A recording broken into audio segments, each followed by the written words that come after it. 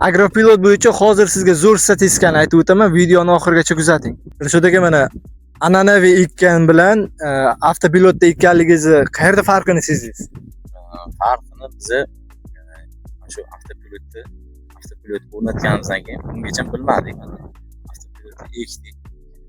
Masalan 20 gektarlik maydonlarni 5 soatda ekib bo'lsak, bir kuni traktorimiz buzilib qoldi. Buzilib qolgandan keyin narigi avtopilot bor traktorimiz buzilib qoldi. Boshqa traktorga taqib ekib o'tdik, ana o'sha yerda farq sezilib qoldi. 10 soatga cho'zilib. An'anaviy An'anaviy o'sha 20 gektarlik maydonda 10 soatga cho'zilib ketdi.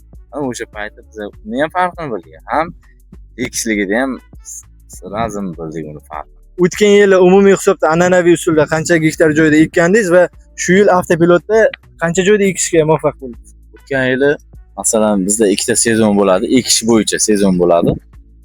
Masalan mart oyining 15idan aprel oyi oxirigacha boradi ekishlar. Shu paytgacha hisoblagan bo'lsak, masalan 220 gektar ekkanmiz. An'anaviy usulda ekkanmiz. Bu yil kechasi bilan ekdik. Klientlar ham bor edi, shularning hammasini kechasi bilan ekdik. O'sha biz 400 ga yaqin ekdik. Shu avtopilotda 400 ga yaqin ekdik. Chunki bir kunda kerak bo'lsa avtopilotda 50 gektar, 60 gektar hech narsa yo'q. Eksa bo'ladi. Ertalab kechasi bilan, o'sha kechasi o'sha selkani urug' bilan zapravit qilib turishsa, bu narsani eksa bo'ladi. Tezligi 2 barobar desa bo'ladi.